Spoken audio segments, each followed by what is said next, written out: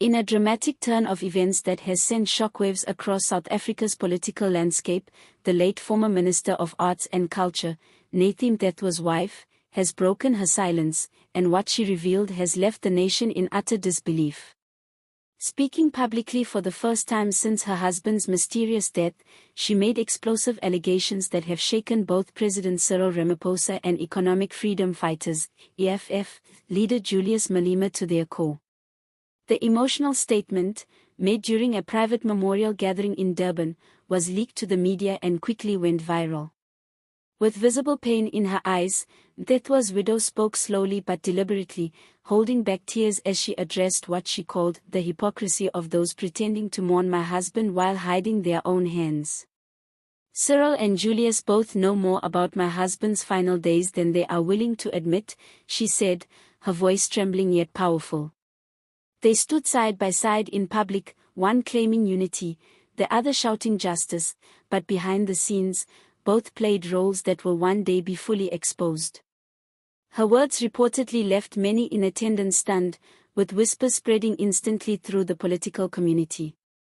According to witnesses, the widow's tone shifted from grief to controlled anger as she described the betrayal and pressure that her husband allegedly faced in the weeks leading up to his death. Insiders close to the Mthethwa family have since come forward, confirming that Nathi had been deeply troubled before his passing. He had allegedly received a series of messages and calls from high-ranking figures within both the ruling ANC and opposition circles. He told me he was being pulled from both sides, his widow said. They all wanted something from him, a signature, a silence, a deal. She went further to suggest that there had been private meetings involving Ramaphosa and Malema that her husband was pressured to attend, supposedly to discuss an undisclosed agreement tied to state contracts and controversial funding arrangements. According to her, Nathi felt trapped, torn between loyalty to the party he had served for decades and a moral line he was unwilling to cross. He told me one night, "If I speak, I'll be finished. If I stay quiet, I'll lose myself." Those were his words, she revealed, breaking down briefly before continuing.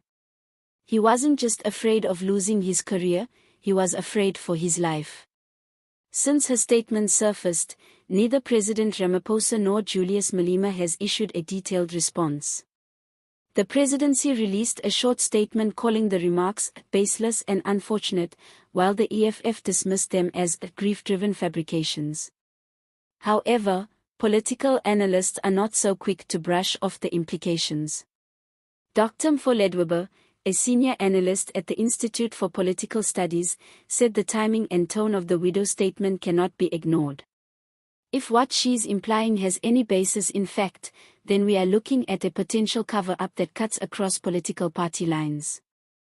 It's rare for a widow of a former cabinet minister to speak so boldly unless she feels cornered or deeply betrayed. Meanwhile, within the ANC, whispers of panic have begun to circulate.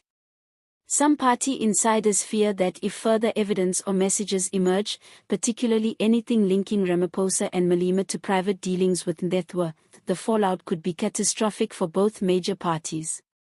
Before ending her statement, Nathi Mthethwa's wife made one final, haunting declaration that has since gone viral across social media platforms. "My husband died with secrets he wanted to tell the nation. I will not rest until his truth is heard, even if it means shaking the foundations of this government and exposing those who smiled at his funeral."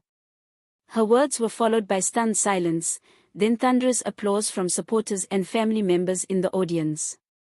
Videos from the event show many in tears, while others shouted, "Tell the truth," and "Expose them all." In the days following her revelation, both the Hawks and the South African Police Service, SAPS, have reportedly reopened parts of the investigation surrounding Mthethwa's death. Sources within law enforcement hint that certain new leads have surfaced, including alleged correspondence and financial transactions that could shed more light on what happened behind the scenes. Social media has erupted, with hashtags like #MthethwaTruth, #RamaphosaExposed, and #Malema Connection trending across the country. Citizens are demanding transparency, while opposition figures call for a full parliamentary inquiry.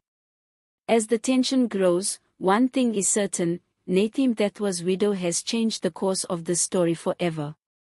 What was once dismissed as a tragic death has now become a storm of political suspicion, betrayal, and possible corruption that may engulf the nation's highest offices. And in her own words, she left a final warning for those she believes are still hiding in the shadows. You can silence a man, but you cannot silence his truth. Nathi's story is far from over.